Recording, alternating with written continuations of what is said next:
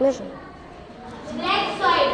तो कल बच्चों हमने एल्वियल सॉइल के बारे में पढ़ा था, जलोढ़ मृदा के बारे में पढ़ा था, और आज हम पढ़ेंगे सेकंड सॉइल टाइप है हमारा ब्लैक सॉइल, यानी कि काली मृदा।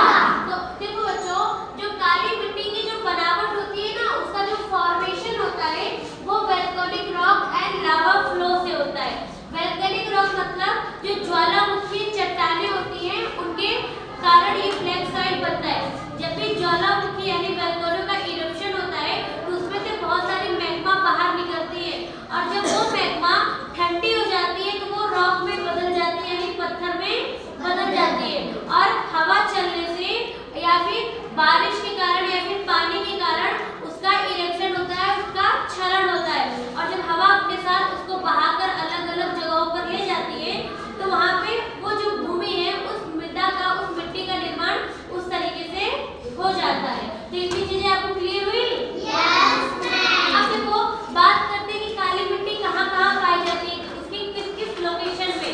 तो वो इंडिया के अंदर महाराष्ट्र स्टेट में, छत्तीसगढ़ में, मध्य प्रदेश, गुजरात, आंध्र प्रदेश और तमिलनाडु जैसे राज्यों में पाई जाती है। और ज्यादा करके जो ये काली मृदा है वो आपको डेक्कन प्लेन्यू पे देखने को मिलेगी। कहाँ पे देखने को मिलेगी? डेक्कन प्लेन्यू। अब जैसे मैप पे देखो, मैप में ये वाला जो इलाका आपको दिख रहा है ना, ये इलाका आपको डेक्कन प्लेन्यू वाला इलाका है। कौन सा इलाका है? डेक्कन प्लेन्यू। और डेक्कन प्लेन्यू के अलावा ये आपको मालवा के पठार में भी देखने को मिलेगा। तो याद रखना कि ये किन-किन क्षेत्रों में पाई जाती है। तो डायरेक्ट ये डेक्कन प्लेन्यू और मालवा प्लेन्यू पर देखने को मिलती है। कौन-कौन से स्टेट पे? महाराष्ट्र, छत्तीसगढ़, मध्य प्रदेश, गुजरात जैसे क्षेत्रों में आपको देखने को मिलेगी। अब बात करते हैं इसमें कौन-कौन से मिनरल्स पाए जाते हैं।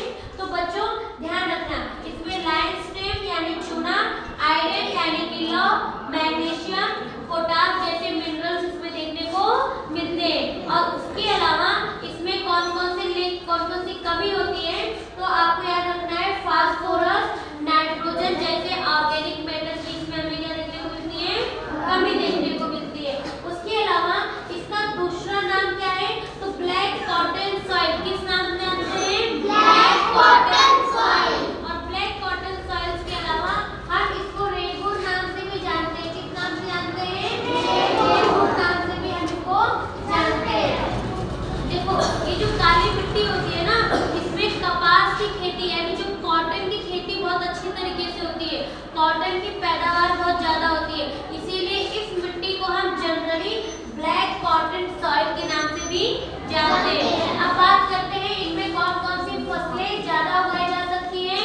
तो याद रखना सबसे पहले तो इसमें होगा कपास। क्या हो जाएगी? कपास यानी कि कॉटन।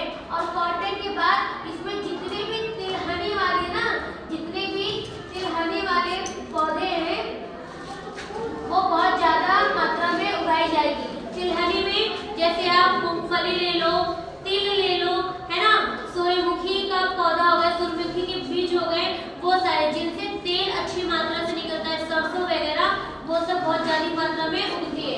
उसके अलावा गन्ना की खेती, गन्ना के बाद यहाँ पे चावल हो गया, गेहूं हो गया, लहसुन, अदरक भी बहुत अच्छी मात्रा में होता है, और ये बहुत अच्छी उपजाऊ